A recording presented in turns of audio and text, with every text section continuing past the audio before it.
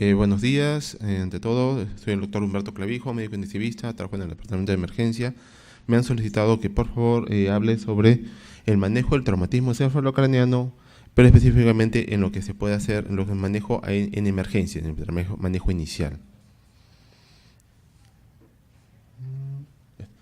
He sabido que, bueno, esto ya es muy común en los noticieros, diarios, uno sale a la calle, ve accidentes, y todo el tiempo se hablan de mucho de lo que es los accidentes de tránsito y con consecuencia de muerte.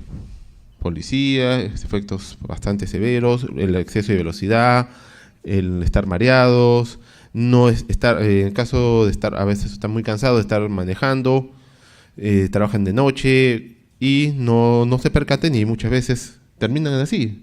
Eso, bueno, es en las carreteras. Las clásicas no controlan bien a mucha velocidad y logran los accidentes. Se hace la atención primaria, extrahospitalaria y lo traen al servicio de emergencia. Vamos a ir viendo lo que es ciertos puntos rápidos para poder entender y hacerlo no tedioso el tema. Bueno, ya sabemos, acá está escrito, ya no hay mucho que definir. Define el traumatismo encefalocraneano como cualquier lesión física o deterioro funcional del contenido craneal secundario a un intercambio brusco de energía, es decir, el golpe. La clásica, las lesiones contra golpe y contragolpe, es decir, la lesión primaria. Varias definiciones que he anexado para poder ver cómo lo definen algunos autores. Una lesión de la cabeza causada por un efecto de fuerza en ella y con las respectivas implicaciones. Lesión primaria es una lesión causada por el efecto inicial de la fuerza que conduce a la disfunción reversible o irreversible de las células cerebrales, dependiendo de la cinética del golpe, de la intensidad, los lugares donde están lesionados y la rapidez que se puede actuar para poder resolverlo, dependiendo del problema, dicho sea de paso. Unas pequeñas estadísticas: en el servicio de emergencia de Estados Unidos, en promedio 1.7 millones de afectados al año. En España, un TEC leve, aproximadamente 92.000 personas al año, en promedio. En los Estados Unidos ponemos 50.000 muertes anuales por este problema. Y entre 11 a 12 millones de ciudadanos europeos y estadounidenses sufren incapacidad por esta enfermedad grave.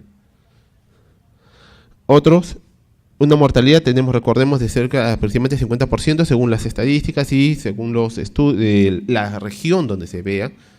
Eso varía mucho el servicio de salud que tengas, la rapidez que se puede atender, la cercanía y obviamente los tratamientos en emergencia y en cuidados intensivos. Vemos que el TEC afecta, según algunas porciones, más o menos entre 200 hasta 1000, entre cada 100.000 personas, dependiendo mucho, varía de lo que es el área geográfica. TEC graves más o menos entre 10 a 15% según la estadística en España de este autor. Otras en Alemania, vamos viendo, esto voy a colorando porque vamos a ver al final algo, donde se presentamos más adelante. 332 lesiones por cabeza por cada 100.000 habitantes, según la estadística en lo que es Alemania.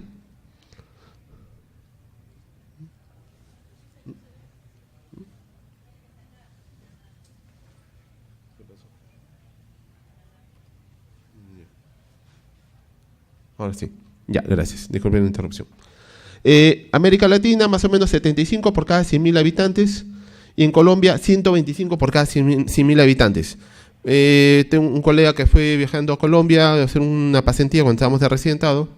Era muy común ver 3 a 4 personas en una misma motocicleta, yendo a exceso de velocidad, sin casco, obviamente sin mayores protecciones.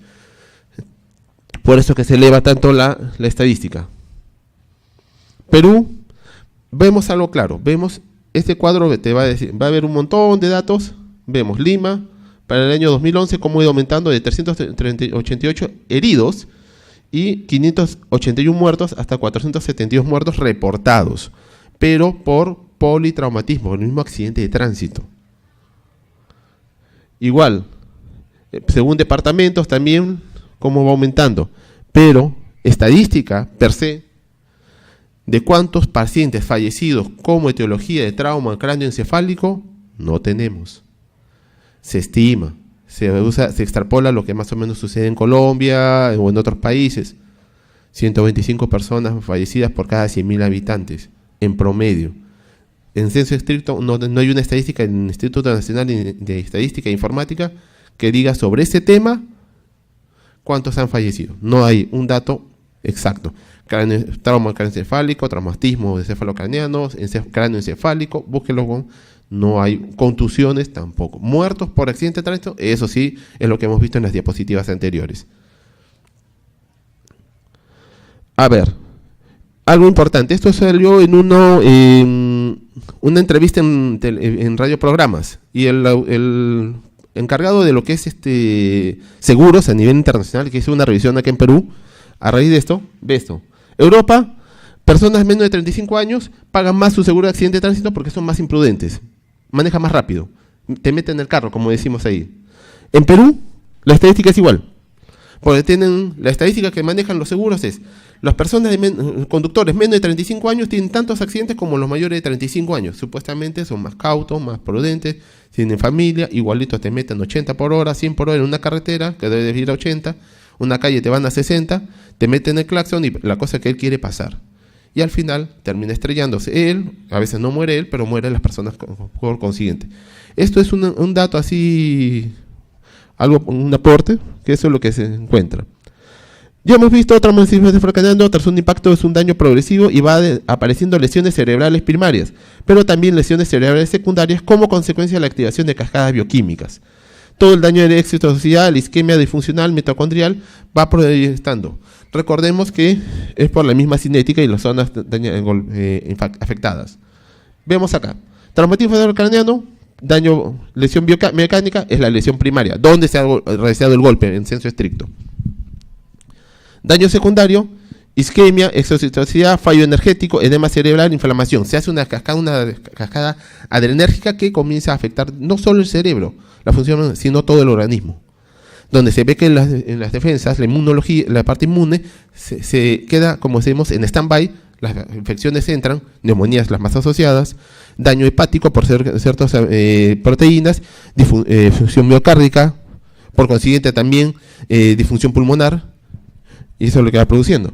Alteraciones mecánicas de mecanismo de protección, alteración de autorregulación de desacoplamiento, oferta-consumo, comienza a tratar de consumir, el cerebro trata de mantenerse vivo y obviamente a costa de todo.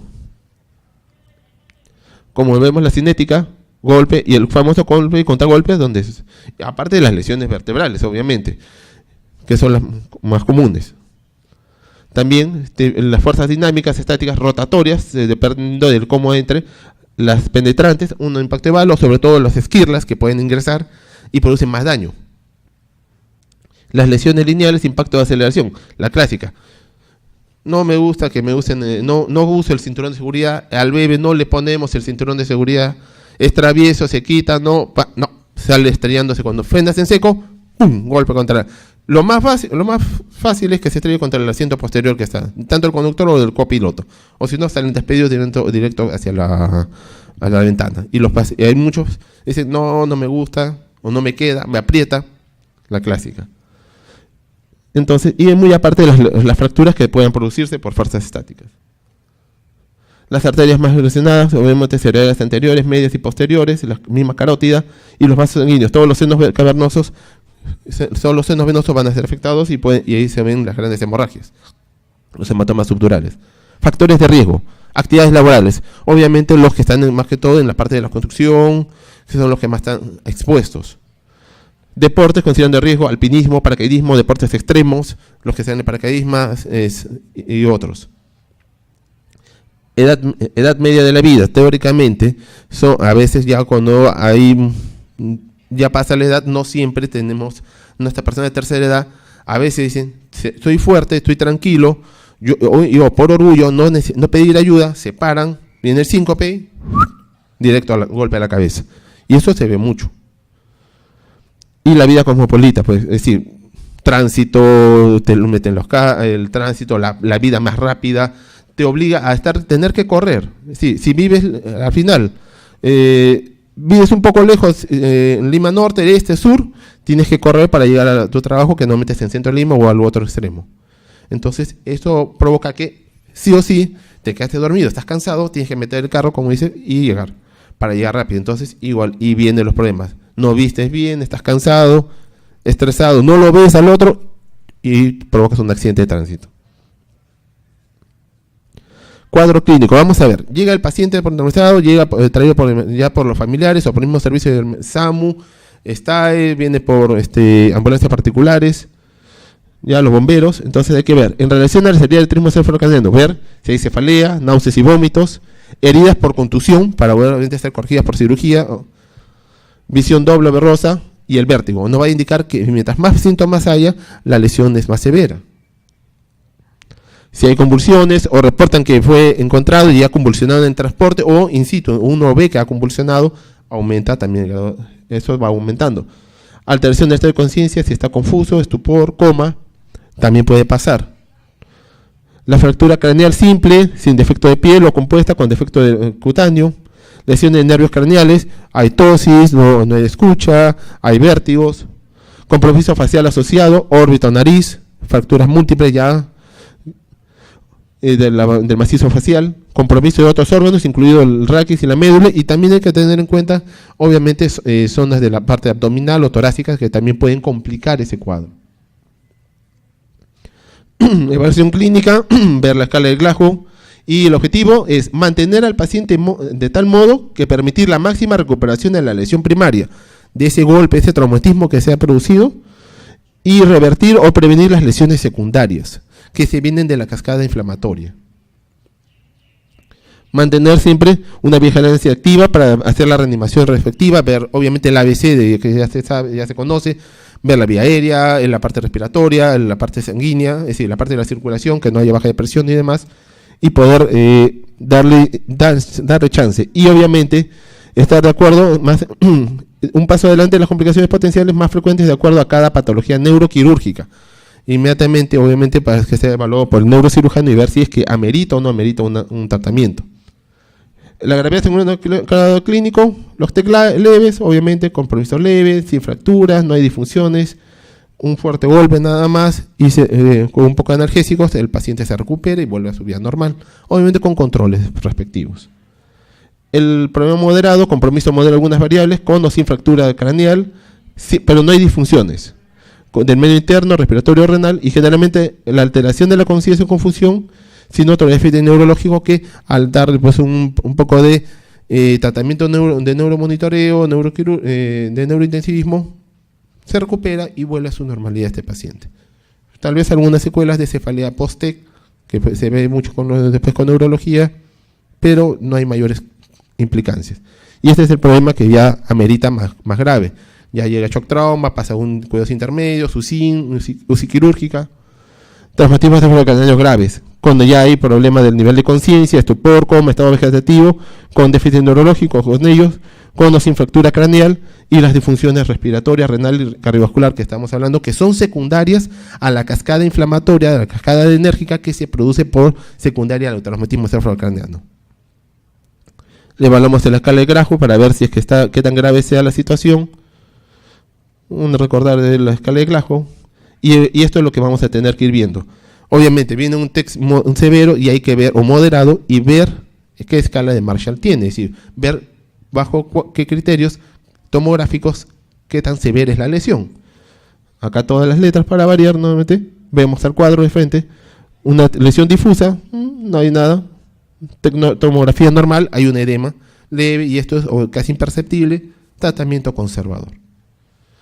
Pero si ya vamos a una lesión difusa, vemos las lesiones ya con lesiones hemorrágicas, el swelling o tipo 3, es decir, el edema, la cinética del golpe ha tenido con rotación de más del golpe y ya le produjo no solo una zona lesionada, sino muchas más lesiones, es casi generalizado. Tipo de lesión difusa tipo 4, un solo lado lesionado, y cuando no está evacuado, cuando no se podía evacuar la masa. Obviamente esto amerita el pronóstico que vamos a tener. Cada una incidencia de hipertensión craneana cada vez va subiendo más, obviamente con el tipo 4, 100%, y los buenos resultados, y obviamente la mortalidad. Aumenta la mortalidad y obviamente algo más leve, y la mortalidad es casi nula en el tipo 1. Esto nos va a permitir, al ver esta tomografía, presentarle al colega de neurocirugía, es decir, tengo un paciente en tales condiciones y puede ver si es que lo puede recuperar, porque a veces se dice, está con edema cerebral, Glasgow 3 o 4, el neurocirujano dice, ¿para qué voy a operarlo? Voy a gastar instrumental, tiempo, para alguien que va a quedar en estado vegetativo, si es que sobrevive.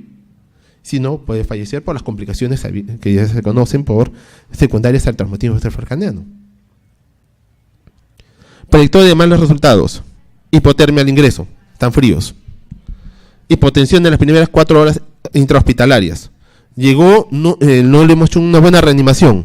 Cuidado, estamos aportando poco fluido, poco presión por perfusión cerebral, no se está oxigenando ese cerebro, aparte de otros órganos. Retraso de la monitorización de presión intracraneal. Lo ideal, TEC severo, inmediatamente debería de subir a una unidad de cuidados intensivos neuroquirúrgicos o una UCI general para poder ser monitorizado. Neurocirugía aquí en este hospital coloca en cama los sensor PIC y uno puede monitorizarlo. Siempre y cuando obviamente la tomografía nos permite entrar a hacer colocar un sensor PIC. Pero hay otras formas también para monitorizarlo. El mecanismo lesional de alta energía, la edad, una persona más anciana, ya hay mayor atrofia cortical, pancortical, entonces tolera un poco más ese edema cerebral que una persona de 18, 20, 30, 40 años, que somos más jóvenes, entonces tenemos menos seno de expansión para después de ese cerebro con edema.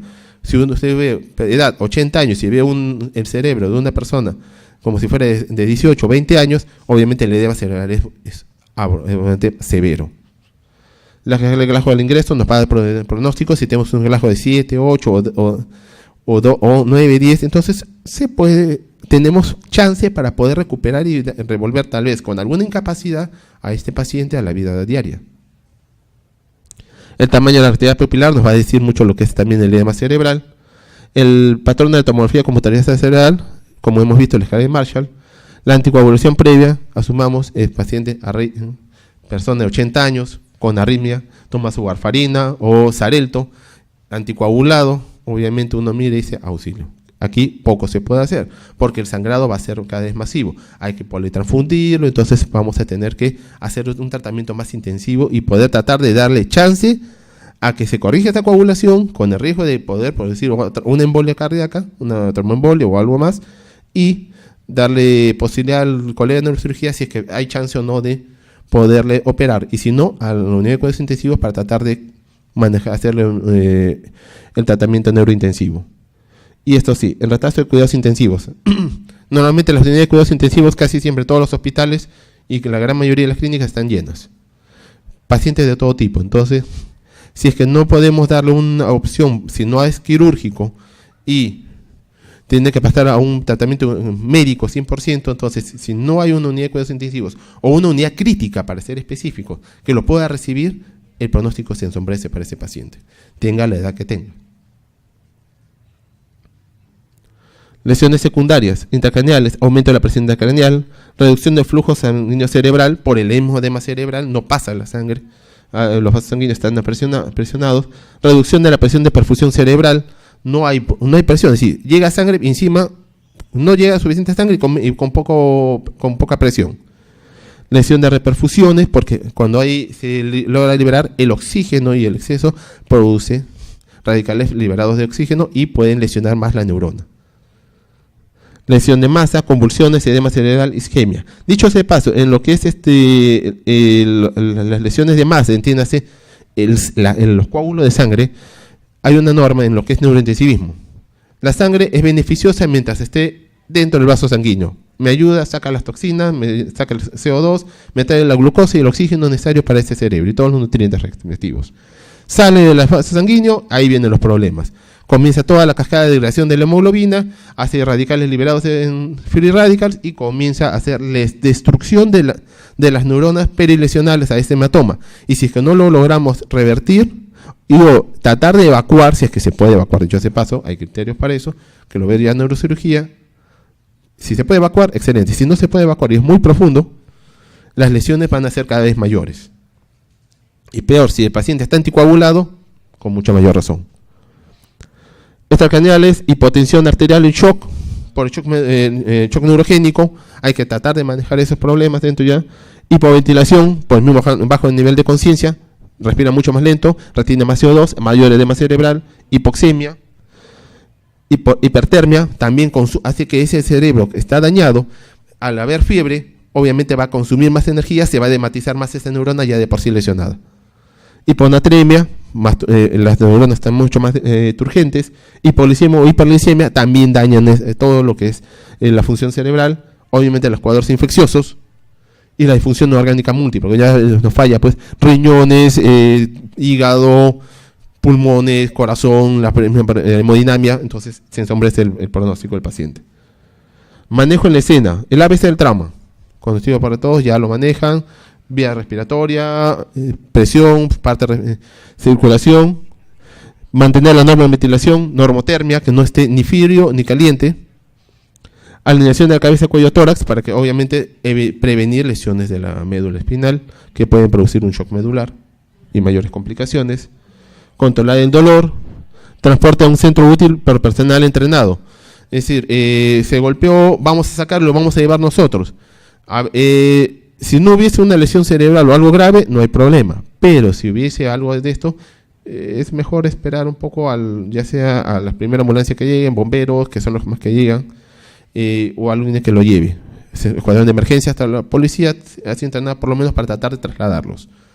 No tendrán a veces todos los implementos mucho en esos patrulleros, pero sobre todo cuando tienen que sacar al paciente de lo que es dentro de los vehículos, las cizallas que tienen la policía a veces no siempre son útiles, más que sí los bomberos que sí tienen cizallas especiales para cortar, separar y poder tratar de sacar al paciente, al accidentado. Obviamente el centro útil, el manejo inicial ya llega a un shock trauma, comienza el manejo, corroborar ese ABC, no es que se haya movilizado o sea insuficiente para lo que se inició. Se inició con algo, pero necesita más apoyo, más fluidos, oxígeno, ¿ya? Descartar lesión vital urgente, entiéndase, neumotórax, hemoperitoneo, hemotórax u otras mayores. Mantener normoventilación, oxigenación y presión arterial, que es importante obviamente para mantener flujo sanguíneo cerebral. Reconocimiento secundario de todo. Radiología básica en urgencias, obviamente. ¿Dónde está más lesionado? Ver. Taquearlo, como decimos ya. Toda la columna pélvica, si hay lesiones en el cuello, también de una vez verlo, muy aparte de la cerebral. Y si hay alguna lesión en lo que es miembros superiores o inferiores, verlo y ver que sea, obviamente la traumatología te lo va a enyesar y dice, cuando se solucione el problema, después vemos lo de la fractura. Obviamente lo más rápido posible porque puede haber embolias grasas. Y la tomografía. Si es necesario, quirófano, cirugía, neuroquirúrgico y o alguna otra, que sea ya cirugía tórax o cirugía general, y luego obviamente siempre un manejo en cuidados intensivos para poder garantizar y darle el soporte de neurointensivismo y neuromonitoreo necesario. Hay que tener en cuenta este problema, el edema cerebral, que es el incremento de volumen encefálico debido al mayor contenido de agua y sodio, sobre todo, ese es en general. Obviamente, ¿qué es lo que sucede? Hay fuga de lo que es el agua, entonces hay mayor turgencia ya del vaso sanguíneo, sale agua al intersticio, y esto va a producir mayor turgencia, menor funcionalidad de la neurona, y esto va a deteriorar el nivel de conciencia de la persona, muy aparte del traumatismo encefalocraniano propio, del efecto primario. Entonces, se va a dar un edema vasogénico, que es el principal que se produce en los accidentes de tránsito. Entonces, vamos a ver. Lesión de la red hematoencefálica permite el escape de líquidos capilares, penetra el espacio encefálico y extracelular, la sustancia gris casi se limita a la sustancia blanca, ya no hay límites, atenuación disminuida en el rastreo de lo tomográfico, ya no se diferencia bien la corteza con la parte subcortical, y si hubiera hematomas, los hematomas que son los más comunes que tenemos en este caso, se van a lesionar más. Aumenta todo este problema, permeabilidad de células endoteliales capilares aumenta, las proteínas plasmáticas aumentan, ingresan, la permeabilidad incrementada se atribuye al defecto de uniones de las mismas neuronas y permite la fuga. Factores transudativos, las proteínas entran, predomina el edema vasogénico, se debilita nuevamente la barrera hematoencefálica y paso de proteínas de la sangre. Edema cerebral localizado, acetomefacción regional o generalizada, principalmente en la sustancia blanca, y es probable que la acumulación del filtrado plasmático con abundante contenido proteico en los espacios extracelulares alteren y trastornen su propia función. recordemos que lo ideal es que todo esto pase a una unidad de manejo crítico. UCI, UCIN, si es que hubiese una UCIN quirúrgica, la cosa es que tuviese un manejo especializado para poder garantizar la recuperabilidad del paciente y tratar de manejar las lesiones. Esto es un dato aparte. Recordemos, como estamos hablando, siempre hay lesiones, pues, el miocardio aturdido, el daño pulmonar, daño renal, por lo siguiente, y también el hígado se afecta con el traumatismo cefalocraneano, por más que no haya sido impactado en la parte abdominal. Motivo: respuesta inflamatoria central, se elevan citoquinas, llegan al hígado y este amiloide llega y hace disfunción hepática. Por eso es que muchas veces, pero solamente el golpe ha sido en la cabeza. ¿Por qué está disfuncionando el hígado? Si ha habido buena perfusión, ha habido buen manejo de oxigenación, es por esto, por una reacción inflamatoria que está produciéndose este amiloide que está sintetizándose, llega y hace disfunción en el hígado y comienza, y hace una cascada un círculo vicioso. Manejo fluidos y esperar que el hígado, más allá, no le podemos dar mayores cosas para poder ayudarlo a que desinflame. Después del traumatismo cefalocraneano siempre se activan y se encargan de afectar las células muertas. Esto, si recordemos, que es el amiloide sérico A, que es el que va a producirse y dar disfunción específicamente hepática. Esto se ha visto que es, más que todo, se ha demostrado ya en forma experimental en animales de experimentación, sobre todo ratones, que producen y por qué después del golpe en la cabeza, un golpe severo, el hígado disfuncionaba. Y eso estaba tratando de explicarse y extrapolarse a lo que es en caso de los seres humanos. Bueno, es todo lo que tengo que aportarles. ¿Alguna pregunta?